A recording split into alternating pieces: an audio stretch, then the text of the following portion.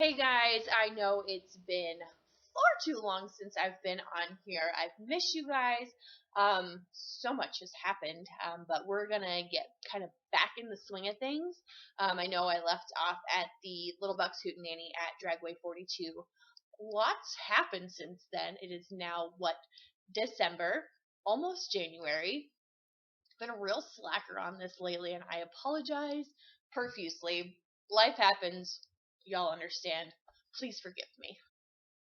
So, 2019, I actually won Night Under Fire, which was my first win at Norwalk, my first Wally, which is still unreal that I even have one of those in my possession. It sits on my dresser next to all of my prized possessions, pictures of me and my nephew, pictures of my Mustang, stuff like that. It's one of those things that you always think about always having, and you never think you're ever going to get one. Like, I've been racing for less than 10 years.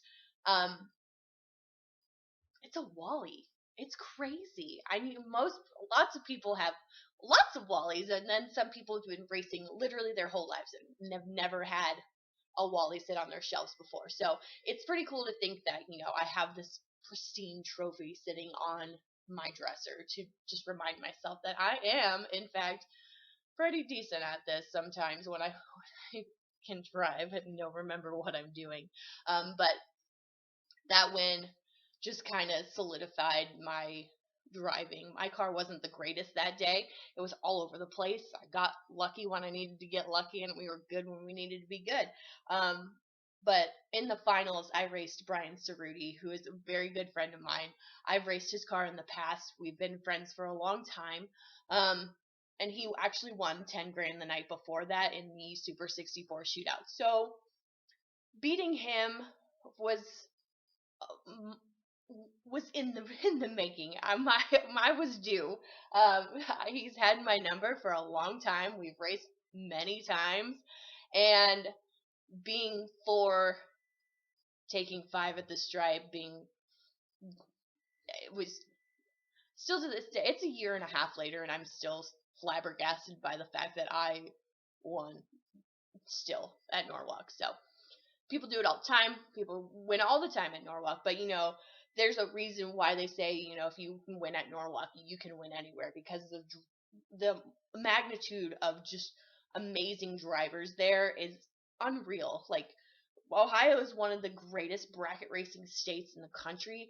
We have lots of hitters in our state, mostly in my area that I race at. We're always at Norwalk, we're always at 42, we're always at Quaker City, we're always traveling around the country going to big money bracket races, and it's cool to see, I see these people week in and week out on a regular racing with them, and it just makes you be a better driver.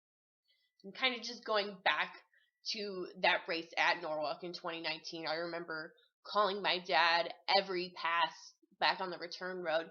Hey, Dad, we won another round. Hey, Dad, we're going to the next round. Dad.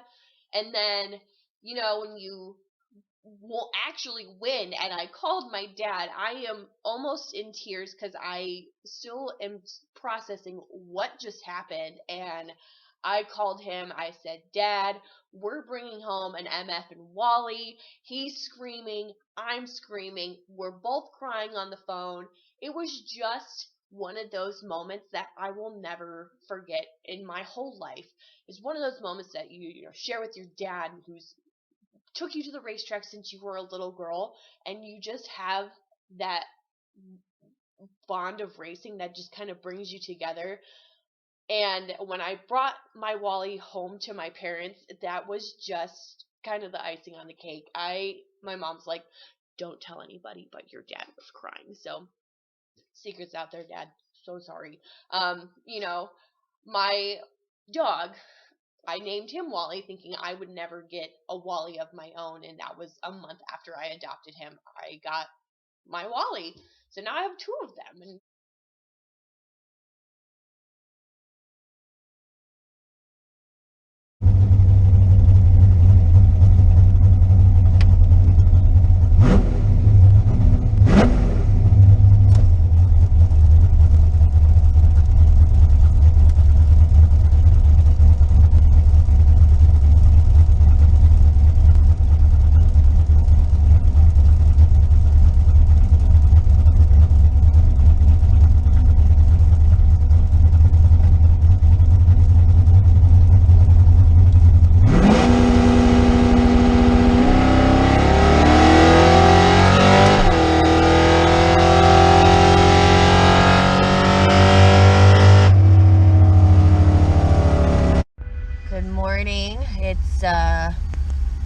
Celebrations Day here at Norwalk. Night Under Fire was last night.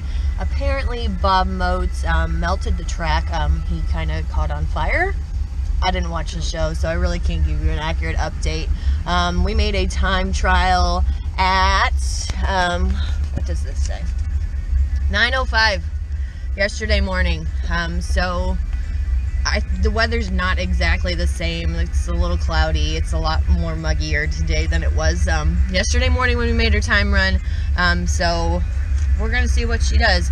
I will have this going on in the car, as always, for you guys. So yeah, let's see if we can defend our title here at Norwalk, Night Under Fire 2021. And see if we can bring home another Wally today.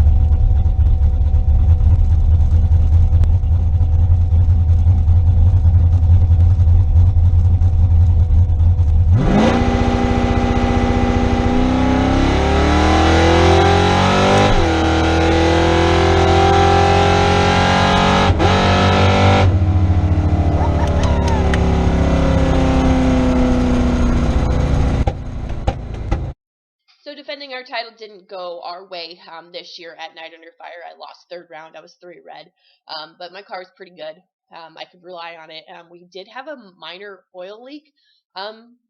So Kurt Johnson, who was helping them with the track that day, was literally underneath my car watching me go down the track. So I don't know if that got in my head. That had a part of it, why I went 3 red that round, but it ended up being a loose valve cover bolt that was causing this oil leak. So the problem was resolved regardless. So, but yeah, that was Night Under Fire 2021. I'm looking forward to next year. It is not a points race next year at Norwalk, so it's just going to be a day. I'm excited. I love this race. Now, I didn't used to like this race and never have been good at this race until 2019, obviously. I used to just show up, race, and then carry on. Kind of like we did in 2019. I worked with my friends at Cruise Pedregon for their show on Saturday, and then we just rolled into Sunday, no time trial, no nothing, and just kind of showed them we don't need any time trials to win this race. So this year at Night Under Fire, our friend Joe actually won Super Pro in his Nova. I've always been racing with them as long as I can remember. They're a good group of people. My racing family is everything to me, as you know. So we had to get a new family picture. So enjoy. So if you haven't already, go ahead and hit that subscribe button. I look forward to hanging out with you guys on a regular basis now. I have lots of content to post throughout the winter, but that's for another video.